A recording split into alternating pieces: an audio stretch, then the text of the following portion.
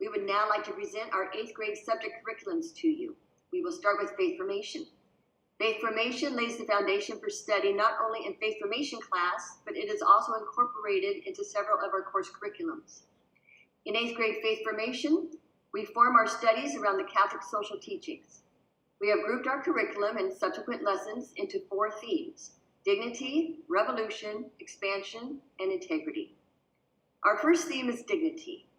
This theme occurs during the months of September and October and incorporates the Catholic social teachings of life and dignity of the human person and rights and responsibilities of the human family. Students learn that every life is created by God and therefore has dignity. Our students become aware that we as Christians have a role and a responsibility in protecting all members of our human family.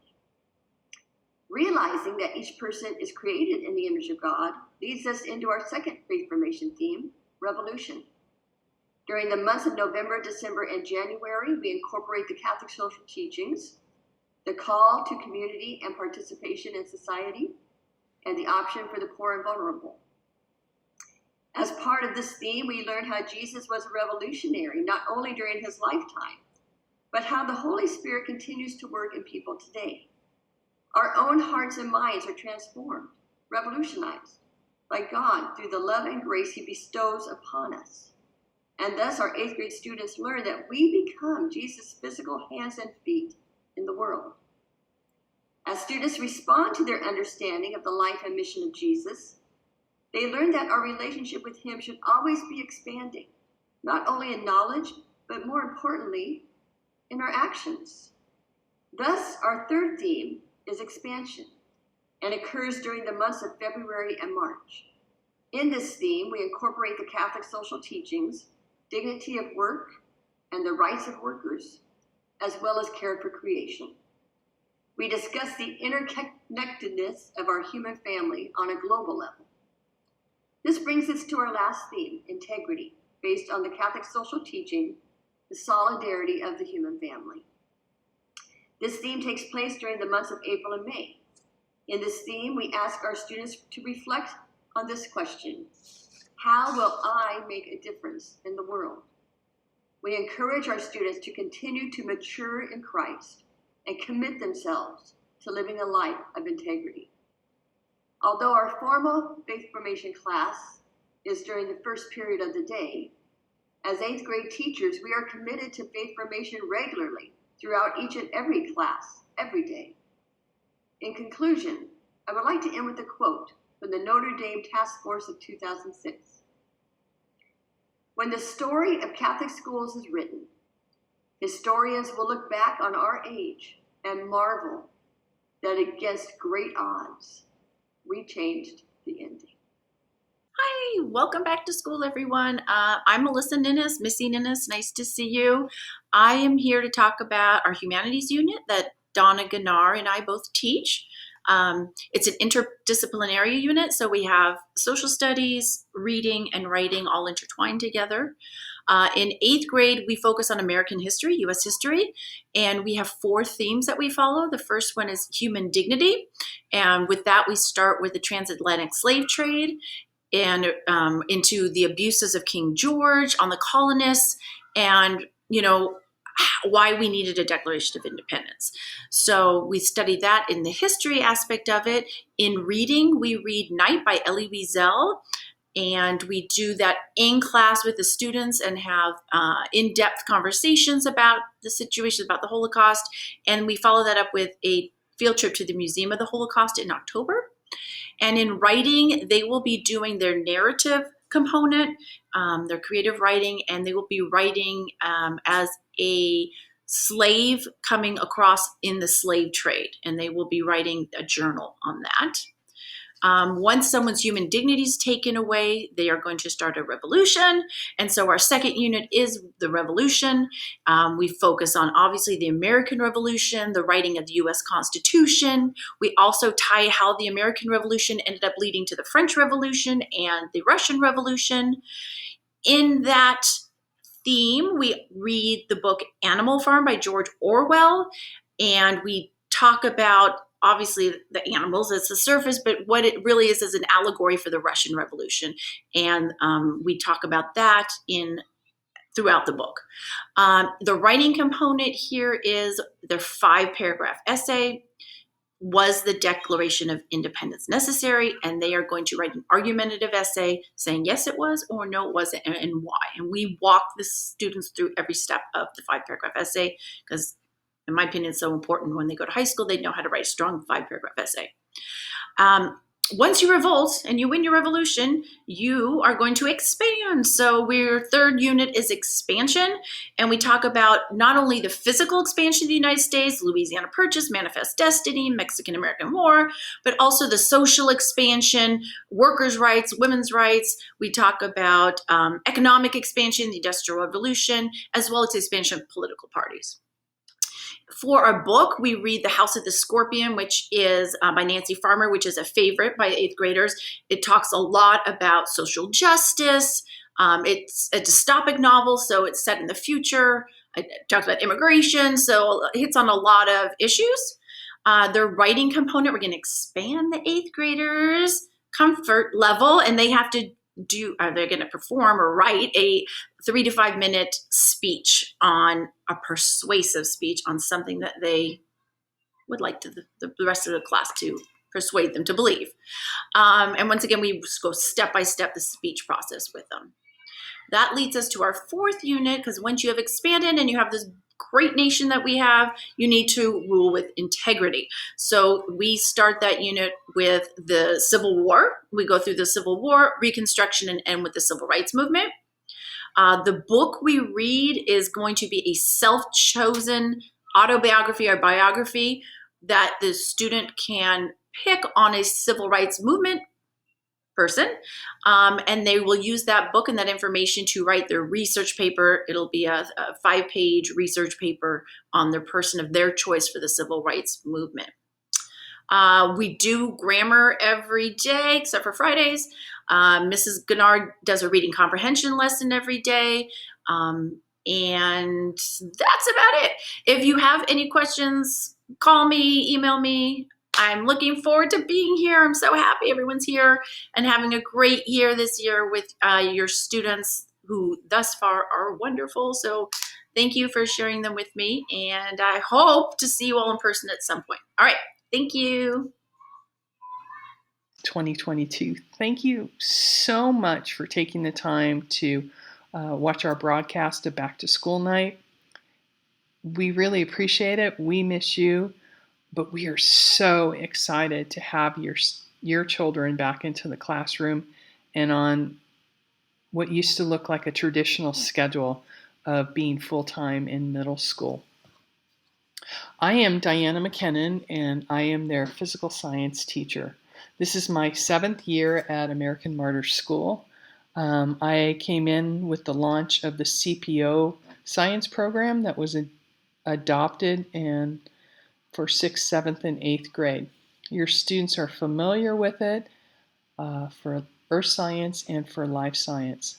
And the fact that we're back in school together is just a great omen so that we can go a little farther with our science knowledge.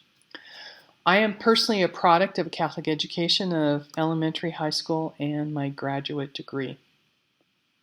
For physical science, we follow the NGSS standards, the Next Generation Science Standards, which was adopted in the United States about 10 years ago and implemented. We use the CPO Physical Science Digital Book. I post things on Google Classroom. And of course, their grades will show up on SchoolSpeak, which you all have access to. In physical science, some of the things I try to emphasize not only about academic skills, but also life skills for the students that they'll be able to put into practice. I'm a real big advocate of critical thinking, using their God-given ability of observation and reasoning. I like to support their self-esteem with their independence as they become young adults. In our situation, for the classroom, we work with, besides independent activity, we also do a lot of collaboration. and that is to see that we work well with others. I try to emphasize creativity and originality. I know a lot of them, when it comes to diagramming something out, they're worried about the perfection of it, or it's a very unique perspective, and I try to support that. I try to encourage them that mistakes are okay. I know academically how important the grades are, but it's very important to me that they're getting the concept and they're understanding it, and they can advocate to see where we need to make some adjustments so that they can have the success that they want. We do a lot of that through evaluation, using our critical thinking skills. I have a quote in my room: "Life in science is all about making mistakes and learning from them." My expectations are, as my team teachers, I share their expectations, but those are basically the core principles as for students here at American Martyrs. And that is to be responsible, to participate, and then I try to encourage my 8th graders to come to me and communicate with me, and it's just been fabulous just in the last few days of just having a really great rapport back and forth and knowing what's going on so I can better assist them to move forward. My grading categories are projects and tests are weighted the most.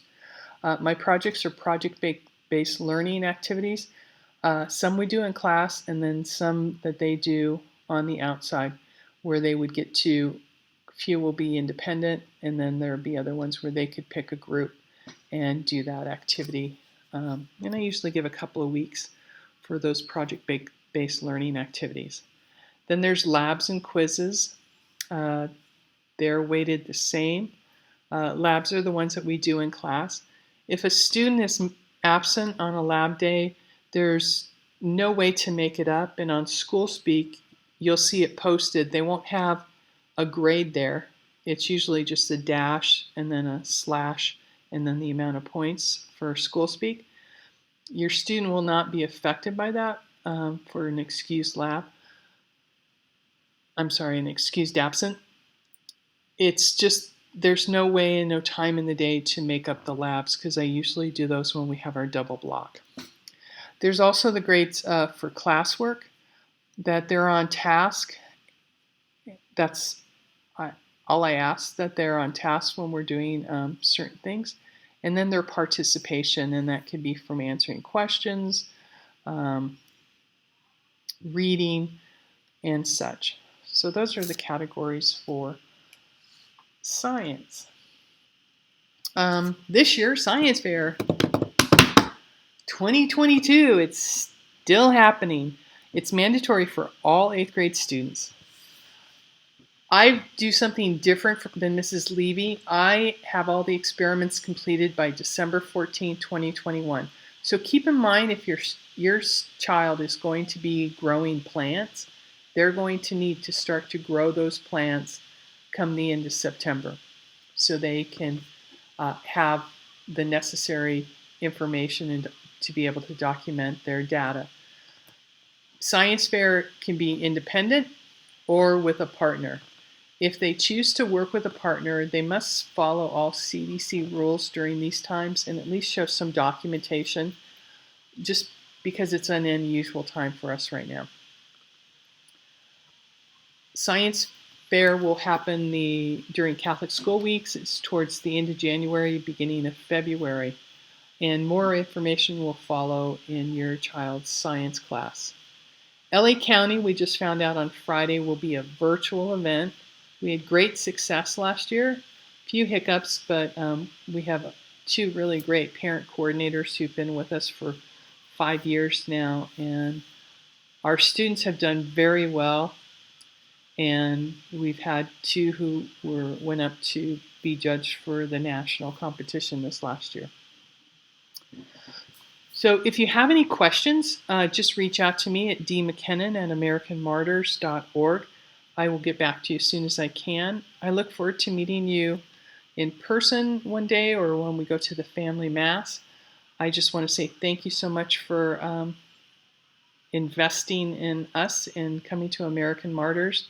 It's just been such a blessing to be back into the classroom and have the kids here and have them engaged and to see them socialize and to see them play and to see them laugh. So God bless. Thank you for taking the time and watching our back to school night.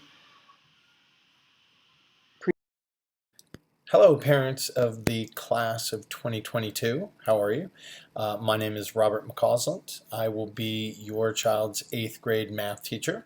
I'm excited to get back into the classroom. It's great to have the students being able to interact with the teacher again. So let's discuss what a typical day looks like in an Algebra 1 course. We come in, we're going to learn a lesson. That lesson will include a explanation of the material, and then we'll do some practice problems together. Students will do their work at their desk. They'll be able to collaborate with people next to them, and then I'll have students come up and show their work. This lets us create confidence in coming up and defending your ideas and your mathematical methods. It also allows students to see other ways of doing, coming up with the solutions, and it's a great way to use the smartboard. After we learn the lesson, I'll assign a homework assignment. My goal is for students to be able to start, if not complete, their homework in class. I don't look to extend the school day. The school day is long enough, and students have other things to do when they get home. They have sporting, they have other responsibilities, so I'm not looking to add to their the amount of work that they have to do. If I can provide an opportunity for them to get their work done in class, that's a win for everybody. Once I assign that homework, students will complete the homework. The assignments will be put on Google Classroom, and they will submit their work and their progress through Google Forms, and work needs to be done by that day, technically by midnight. I'd rather them not be up at 11 doing their work, but they have until 12 a.m. in order to submit their work. Assessments. We will start off with a pre-assessment the day before the assessment. This gives them an opportunity to measure where they are, how much information they know, how much they still need to work on. The next day there will be an assessment. It is a written assessment that will be graded by me. Students will get partial credit. It will be important for them to show their work. And if they make a silly mistake, there will be a minus, but they'll get partial credit if they can show that they're understanding the concept. After that, they will be provided an opportunity for a reassessment. They will do the problems. They'll get an opportunity to redo the problems that they got wrong. There'll be new questions. They won't be identical to the assessment, but it will be the same thread of what the material was assessed on, and then they will be able to redo that problem. Let's say they got 6 out of 10, so they got 4 problems wrong. They will be able to redo those 4 problems, and only those problems, since they've already shown mastery of the other material. And then if they get 2 of those 4 correct, their score goes from 6 out of 10 to 8 out of 10. If they had gotten all 4 correct, then it would be a perfect score, and we'll erase the 6 out of 10, and we will now give them a 10 out of 10. Each week, students will get a homework calendar. That homework calendar describes what the homework is and also the topic that is being studied. It will also show when assessments are, so students can plan out, make sure that they are prepared. I will also include videos. So students who either miss class, students who are sick, on vacation, have dentist appointments, whatever the reason may be, or maybe a student would just like to see the lesson again. So this is a short description of what's going to go on during math. There are a number of other things, exciting things, problem-based learning activities. We also do videos on Smarter Every Day, Mark Rober. Thanks very much. Appreciate it and look forward to seeing you at a later date. Hola, Hola, bienvenidos a Back to School Night. I just want to welcome all the 8th graders, the old families and the new families. I'm going to introduce myself very briefly for the new families. I am Señora Sandizaga. I am from Argentina. My husband is from Chile. We have 2 kids. They came to American Martyrs from K through 8th grade. My daughter just graduated from UCSB this past summer. My son is at San Diego State University and he is a junior.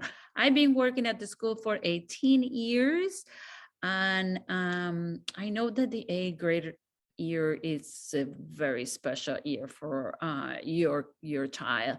They have so many things going on and I know that some of them would like to take a placement test for high school. So I want to talk about that a little bit. I mentioned to the students last Thursday that I offer a Da Vinci class only for the 8th graders during the first trimester and then another one during the second trimester. In that Da Vinci, I teach them a lot of grammar concepts that are required for Spanish 2.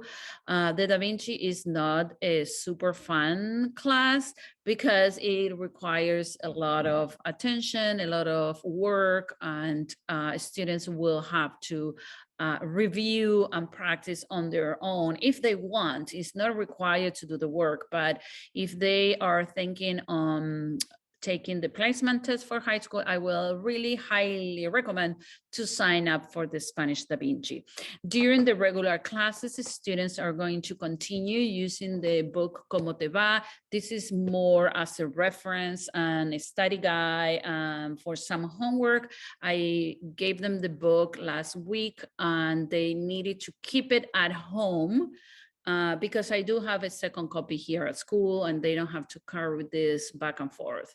They do need to bring to class the workbook, that is this skinny book with their notebook, where we take notes and I provide them with a lot of extra resources that are going to be taped in the notebook. I do call the notebook CIE, which means Interactive Student Notebook.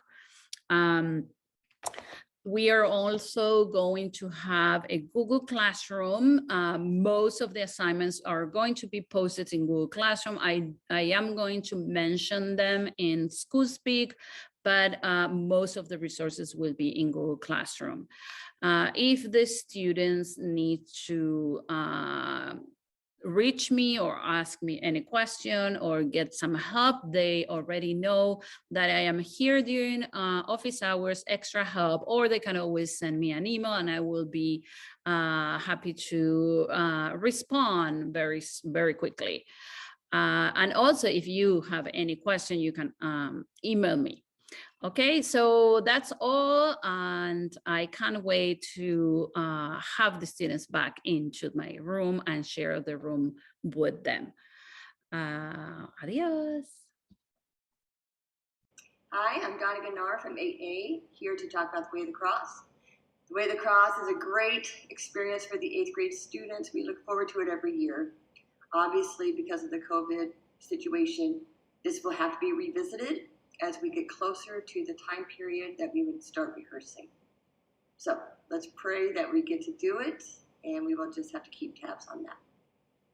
Hi, the California Junior Scholarship Federation, also known as CJSF, is a merit-based honor society whose purpose is to foster high standards for our students.